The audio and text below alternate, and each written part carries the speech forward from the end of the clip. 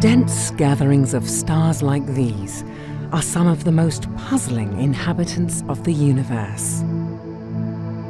Now, new Hubble observations reveal that they are even more mysterious than previously thought. Globular clusters are large balls of stars that orbit galaxies, including our own. Objects like these were once thought to consist of a single group of stars that had all formed together. However, the Milky Way's globular clusters seem to be far more complex.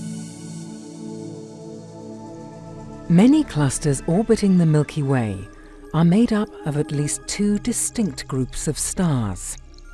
Around half the stars are a single generation of normal stars that were thought to form first, and the other half form a second generation that are more polluted with certain chemical elements produced by the earlier stars. But when astronomers first measured the proportion of second-generation stars in the Milky Way's clusters, they were baffled.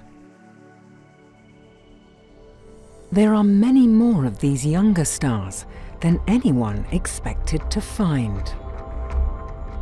And so, astronomers began to speculate.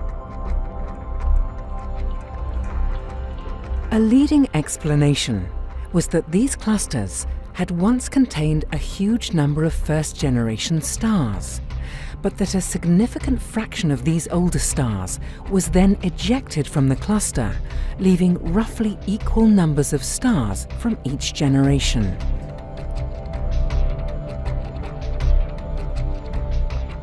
This explanation makes sense for globular clusters in the Milky Way, where the ejected stars could easily hide among the many similar stars in our galaxy's vast halo.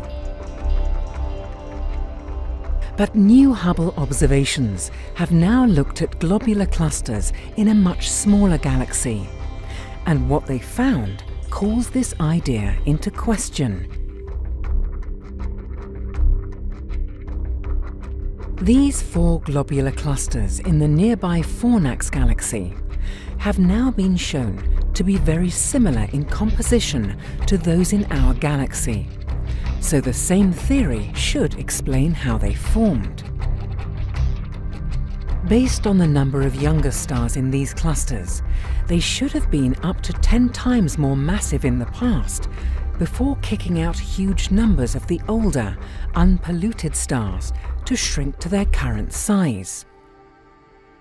But unlike the Milky Way, the galaxy that hosts these clusters just doesn't contain enough of the stars needed for this to have been possible.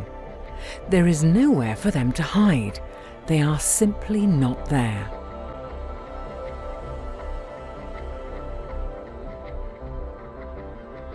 This finding means that a leading theory on how these mixed-generation clusters formed, which should only find them nestled among large numbers of old stars, just cannot be correct. Astronomers will have to think once more about how these mysterious objects, both in the Milky Way and further afield, came to exist.